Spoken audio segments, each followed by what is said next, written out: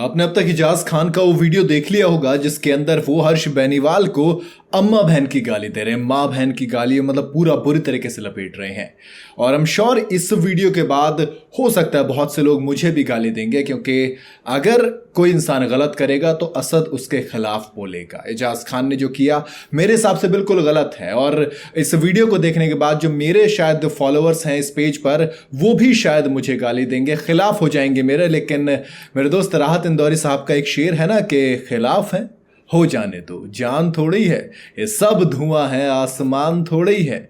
और इसीलिए मैं सिंपल है दोस्त, अगर आप गलत करेंगे तो आप गलत हैं। हर्ष बेनीवाल और इस पूरी लड़ाई, इस पूरी कंट्रोवर्सी पर मैं बात करूंगा और आपको पूरा बताऊंगा। एक्चुअल में देखो, ये लड़ाई हर्ष बेनीवाल वर्सेस एजाज खान थी ही नहीं।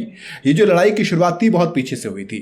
आप कैरी मिनाती से शुरू करेंगे, देन उसके बाद एल्विश यादव, रजत दलाल, ये सब इस लड़ाई में कूदते हैं। और फिर उन सब के बाद पूरव झा, एक रोस्ट करने का अलग तरीका होता है, वो एक्ट करते हैं लोगों की तरह, फिर रोस्ट करते हैं। फिर इजाज खान क्या करते हैं, इजाज खान पूरव झा को बुरी तरीके से लपेटते हैं। अगेन वो गाली वाली देते हैं, दो चार चीजें और करते हैं और धमकाते हैं। देखो, वो जब एल्विश वाला, रजत दलाल वाला, कैरी मिनाटी वाला और इजाज खान वाला फंडा चल रहा था, मजा आ रहा था, बिकॉज उसमें एक्चुअल में लग रहा था कुछ रियल हो रहा है। एक बंदा सामने से बोल रहा है, दूसरा बंदा उधर सामने से बोल रहा है। बट अब ये जो हो रहा है ना, देखो हर्ष बेनीवाल ने आपको रोस्ट किया, हर्ष बेनीवाल का खुद का देखो व्यूज आ नहीं रहे थे, तो ऐसे में उन्होंने सोचा चलिए लड़ाई में कूदते हैं। इजाज खान वर्सेस पूरव झा वाली कंट्रोवर्सी में वो खुद आते हैं और अलग तरीके से रोस्ट किया। और मेरे हिसाब से अगर इजाज खान उसमें उन्हें रोस्ट करते तो मुझे बहुत मजा आता, मैं सीरियसली इजाज खान को सपोर्ट करता। लेकिन जिस तरीके से उन्होंने रोस्ट की जगह मतलब अम्मा बहन की गाली, यार माँ बहन को आप इस तरीके से लपेट रहे हो तो दोस्त ये गलत है। और आप अगर कहेंगे कि उसने भी वैसा किया था, अब आप बोल रहे हो, तो मैंने कहा ना वो चीज़ कि जब तक वो वहां तक थी वहां पे सब कुछ मजा आ रहा था। एल्विश में अलग से धमके दे रहे थे, रजत दलाल अलग से धमके दे रहे थे, फिर कानून निकल के आया, उसने कहा कि बेटा जिस आप देश में रहते हैं वहां पे संविधान चलता है और संविधान के हिसाब से आप चलोगे तो रहोगे, कायदे में रहोगे तो फायदे में रहोगे, वरना कानून से ऊपर कुछ नहीं होता। ये चीज़ बहुत बढ़िया लगती है मुझे, क्योंकि उसमें मुझे पता है ना सोल्यूशन क्या होगा। ये आपस में धमकी देंगे, वो उधर से धमकी देगा और आखिर में पुलिस वालों के आते दोनों के दोनों खामोश हो लेंगे, ये फिर कुछ भी नहीं बोलेंगे, ये चुप ही हो लेंगे। लेकिन अब इस तरीके से आप गाली गलौज कर रहे हो यार, तो वो चीज़ तो मेरे हिसाब से गलत है जो इजाज खान ने की। हालांकि अगर बात करें हर्ष बेनीवाल की तो वो भी मतलब थोड़ा देखो व्यूज़ का सारा गेम तो है ही है। आप पूरव झा की बात करेंगे, आप हर्ष बेनीवाल की बात करेंगे, इवन आप इजाज खान की बात करेंगे, एल्विश यादव, रजत दलाल, कैरी मिनाटी, कोई भी हो, सब के सब व्यूज के लिए काम करते हैं। लेकिन जब बात आती है आप इस तरीके से डिग्निटी की, देखो एक ना कंसेप्ट है इंडिया के अंदर कि गालियां, एक सवाल होता है ना, कभी कभी आया मन में सवाल कि सारी गालियां माँ बहन पे ही क्यों होती हैं।